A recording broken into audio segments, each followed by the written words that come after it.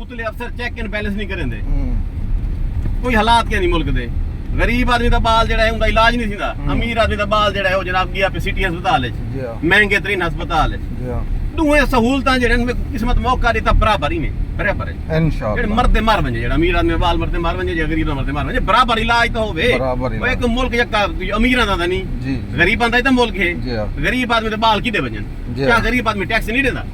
गरीब आदमी दा रियासत ते कोई हक है नहीं मेरा एहतजाज है गरीबां दे हक है तो मैं कीती रखसा मैं करेंदा पिया किस्मत मौका दे तो मंजी ठोक ही देसा इंशाल्लाह मैं जिंदगी दे सारे आया छडे की दिन हुणे सड़क ढाल देदा पे जी हां ये सड़क क्यों कहनी है आबादी नहीं जी हां बदमाशी है इन सारे लीडरां दी रास्ता नहीं बनदा हुन रास्ते दा हालात हैं हुन दसा 1 करोड़ दी गड्डी दी शान दे खिलाफ नहीं तौहीन नहीं हुन मैं इको बैक करां मालिक शेख के वन्या कहीं जा बनवाया रास्ता टाइम दा मसला है अच्छा ये रास्ते को अलावा अग्गा एक पुल नजर आती तो आगू जिथा वेंदे पे इनविटेशन है हकीम लोहा पाड़ दा ठीक है लोग वो पुल बनवाना चाहन डा वारी सड्डे ने मिन्नता की दिन आओ साडे कोल आओ वेसा मैं को नखरेल आदमी हां सही मैं क्यों ना वेसा गाल वेंदी पई है ले गई ले मैं बुला माडो मेरे आमाडो जी हां मैं हुन रास्ते दी सूरत हाल है जी हां आया ना मेरा दौर है हुकूमत ये सारे रास्ते पक्के हो सन इंशाल्लाह मैं इथा के इको पेरिस से यूरोप बने सन जी हां ओ इथा के बंदर बांटे उतु को मड्डी वटी जण पोंदी तले तक मंडी नहीं वेंदी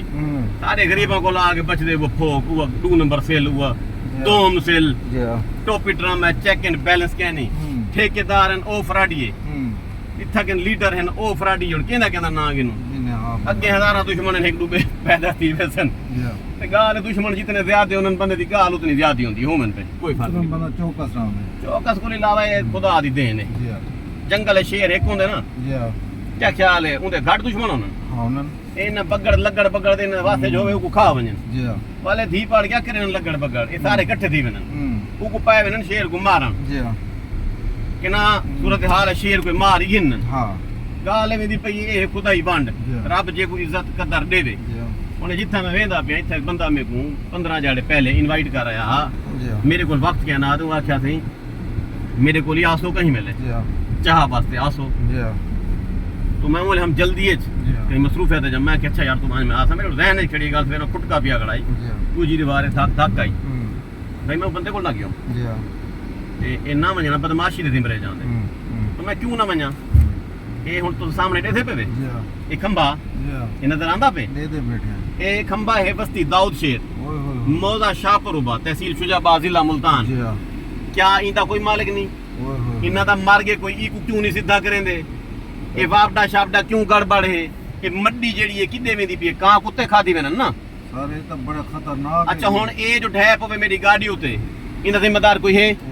ए जो ठावे ते बालों को लागू करंट इंदा कोई जिम्मेदार है जरा खंबे दी सूरत हाल दिखाओ ना पर अम्मा खाई हुन तलू चा के लगदी पई है ना ये जिंदगी या मौत दरमियान असा लोग खड़े थे कोई हालात नहीं कोई चेक एंड बैलेंस नहीं कोई बात नहीं कोई तवज्जो नहीं जेड़े अफसर को देखो वो है गुंडा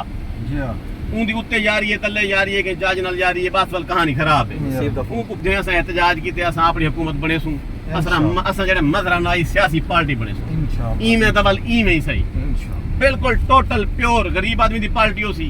विच कोई ठीटों कहना सी कोई जिम्मेदार कोई रईस कोई मुरब्बे दा मालिक हो सी कहना ये गंढेरे में जाना लाओ सी नाई हो सी मोची हो सी मुसल्ली हो सी सही अच्छा रेड़ी लामण वाला हो सी डांद रेड़ी वाला गरीब आदमी हो सी ये सारे पार्लियामेंट में बात अगली गाल नवा कॉन्सेप्ट पे जनाब इना को कौन वोट दे सी ए दसाओ भाई ये सियासत जेड़ी है इना जागीरदारां दी मलकियत है कोई ना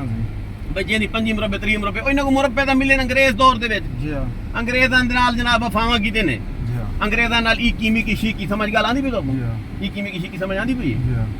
काम खराब है गुरस्ता के हैं वैसी भाई देखे यार मरवा ना वैसी देखे यार मरवा ना करते गरीब आदमी दा बाल हां ए टप गए जी ई में टप गए नवाज शरीफ टप गए तेरी खैर बंद करो कैमरे बंद